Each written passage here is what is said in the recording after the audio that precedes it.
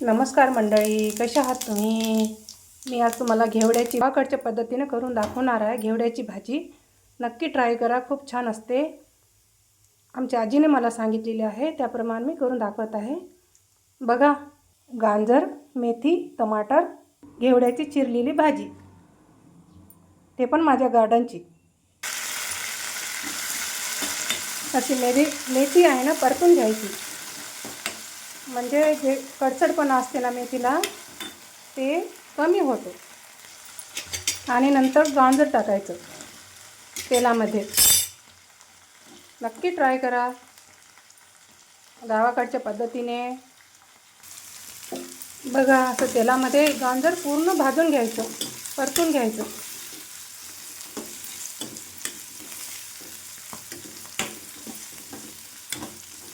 पारंपरिक पद्धत गाजर आणि घेवड्याची भाजी. नंतर हळद टाकायची, जिरा पावडर आणि चवीपुरतं मीठ आणि टमाटर. तुम्हाला जर टमाटर आवडत नसेल तर नको, स्किप करू शकता.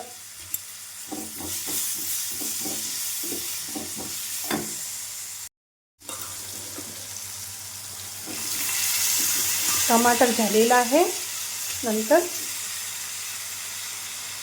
घेवड्याच्या शेंगा टाकायच्या. बघा मंडळी, अशा पद्धतीने घेवड्याची भाजी गावरान पद्धतीने तयार झालेली आहे. किती सुंदर कलर आलेला आहे भाजीला. नक्की ट्राय करा एकदा.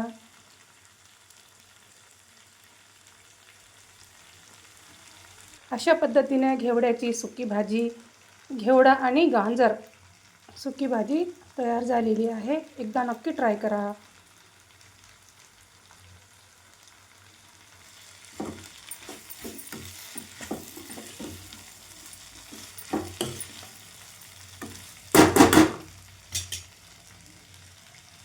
ते पण माझ्या गार्डनचे आहे शेंगा.